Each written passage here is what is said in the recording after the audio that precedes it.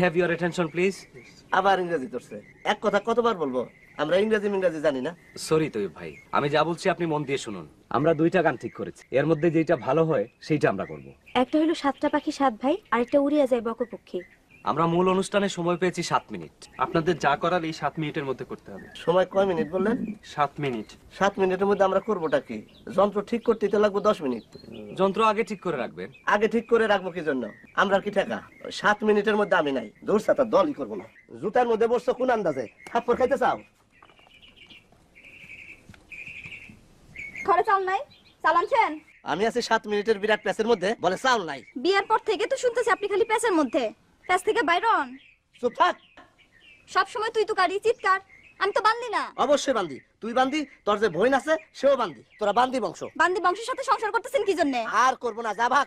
তালাক তালাক তালাক। কি বললেন? যা বলার বলছি। মামলা ডিসমিস, আসামি খালাস, যা ভাগ।